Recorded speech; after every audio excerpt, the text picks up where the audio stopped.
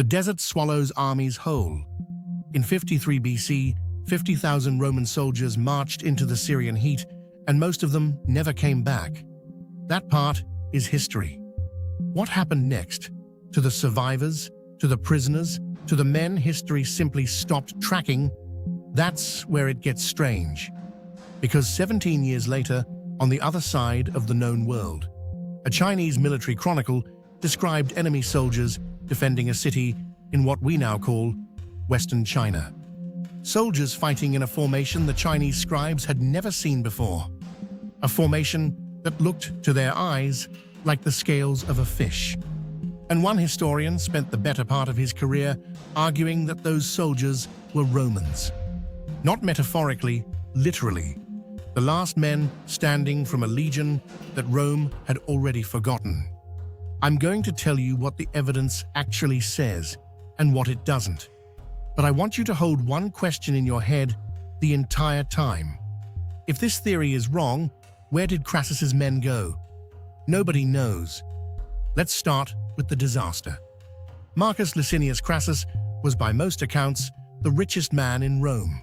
He had money, he had political power, he was 1/3 of the first triumvirate alongside Caesar and Pompey. What he didn't have was a great military victory. He wanted one badly.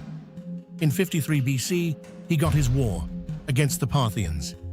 The Parthian Empire controlled the territory roughly corresponding to modern Iran and Iraq. They were not, as Crassus apparently believed, a soft target. The battle happened near a town called Carrhae, in what is now southeastern Turkey. Crassus had about 40,000 infantry and 4,000 cavalry. He marched them into open, flat terrain, perfect for Parthian horse archers, catastrophic for Roman legionaries. The Parthians shot them to pieces for hours. The Romans locked into their testudo formation, shields overlapping, bristling outward, and the Parthian arrows just kept coming. By the end, roughly 20,000 Romans were dead. 10,000 were captured. Crassus himself was killed. Reportedly, when a truce meeting went wrong. 10,000 prisoners. That's where our story actually begins. Here's the part I keep coming back to. Those 10,000 captured legionaries didn't just disappear overnight. They were marched east, deeper into Parthian territory. Some historians argue as far as the city of Merv, in what is now Turkmenistan. The Parthians used captured soldiers as frontier guards, as buffers, as muscle on their eastern border. The Romans were good at fighting.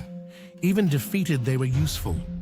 So you have 10,000 trained soldiers, 2,000 miles from home, in a land they don't know, speaking a language nobody around them understands. What do you do with 17 years of your life while you wait for a rescue that will never come? That's the gap in the record, 17 years of silence. Then, 36 BC, the Chinese Chronicles. The Han Dynasty general Chen Tang led a campaign against a rival confederation called the Xiongnu, nomadic peoples who controlled the steppes north of China. During this campaign, his forces attacked a city called Jiji, somewhere in Central Asia. The exact location is disputed. Some historians place it in modern Kazakhstan or Uzbekistan. In the Chinese record of this battle, written in the Han Shu, one of the great official histories of the Han Dynasty, the defenders include a group that fights in a formation described as fish scale. That phrase? In 1955, a Chinese-American historian named Homer Dubbs at Oxford University published a paper arguing that this fish scale formation was a description of the Roman testudo, the overlapping shield formation Crassus's legionaries would have drilled into muscle memory. The Romans, Dubbs argued, had been marched east as Parthian mercenaries or auxiliaries after Carrhae. When the Parthians allied with the Xiongnu leader, Jiji, the Romans ended up at Jiji's city, fighting for yet another foreign master. Some of them, Dubbs further argued, were captured by Chen Tang's forces. And then the trail gets extraordinary. Dubbs found a reference in the Chinese records to a settlement established around this time in the Gansu province of Western China. a settlement given the Chinese name Liqian, which, in the phonology of the time, he argued was a transliteration of legion, or possibly Alexandria. He thought the captured soldiers were settled there. Soldiers who had started in Rome, marched to Syria, been captured into Parthia, transferred to Central Asia, fought for the Xiongnu, been recaptured by the Han Chinese, and finally settled at the edge of what was then the known world. That's not a journey, that's a catastrophe stretched across a lifetime. Now, I have to be honest with you about the evidence, because this is where my skepticism kicks in. Dubs's theory is elegant. It connects real events with real places using real documents, but elegant and proven are not the same thing. Most modern scholars are skeptical, some are flatly dismissive. The fish scale formation could describe any overlapping shield tactic, and the Xiongnu and other Central Asian fighters had their own variations. It doesn't require Romans. The phonetic argument for Liqian, meaning legion, is contested. Some linguists find it compelling. Others say the Chinese name more straightforwardly refers to Alexandria in Egypt, which Chinese records mention in other contexts. And the Romans at Carrhae were prisoners in 53 BC. The battle at Carrhae was 36 BC. 17 years is a long time for men who were almost certainly already veterans when they were captured. Some historians argue the timeline simply doesn't work. The evidence here gets genuinely thin. But then there are the excavations. In the 1990s and 2000s, archaeologists excavated the site of Liqian, a village now called Zhejiang in Gansu province, and they found some interesting things. Some residents showed physical features unusual for the region: lighter hair, lighter eyes. This is anecdotal and complicated. Modern genetic mixing makes this nearly impossible to interpret cleanly. More interestingly, archaeologists found evidence of a Han-era settlement that seemed to have been established specifically to house a particular group of people, with walls and structures consistent with housing former prisoners of war. A 2007 DNA study of villagers in the area found some European genetic markers. This made international headlines. It also generated significant academic controversy. The sample sizes were small, the methodology was questioned, and European genetic markers in Central Asia are not, on their own, evidence of anything as specific as Roman legionaries. I want to be clear.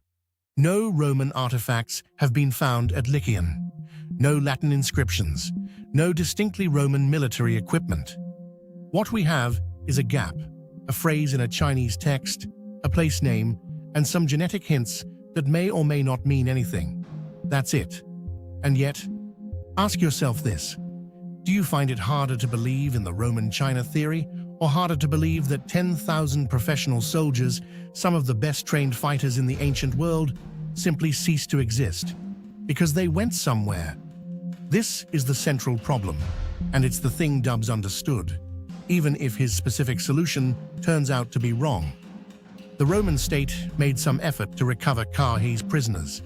There were diplomatic contacts with Parthia over the following decades, but the 10,000 were never formally repatriated. The historical record doesn't tell us they were killed, it just stops mentioning them. They were swallowed. Think of it this way. The desert swallowed the army at Carrhae, but deserts are just the beginning. There's the steppe after the desert, and the mountains after the steppe, and beyond the mountains, if you survive that far, is a world Rome didn't have a name for yet. These men walked into that world, one forced march at a time, and the further east they went, the less anyone was writing their story down. By the time they reached the edge of China, if they did, they had become, to the Roman world, as good as dead. But they were still alive. They still remembered the formations, the drills, the way shields lock together into something that looks, from above, like scales. That image, men becoming armor, individuals becoming structure, it's the last thing we might have of them. A description in a language they never spoke, recorded by a civilization they never knew existed. the fish scale formation. No burial site, no monument, no final dispatch sent home. Just a phrase in a Chinese chronicle, 17 years after Rome stopped looking for them. I don't know if Dubs was right. I genuinely don't think anyone does. But somewhere between Carrhae and the Gansu corridor, 10,000 men left the Roman world and entered a silence that has never fully lifted. Find out where they went. Subscribe. There are more files where this one came from.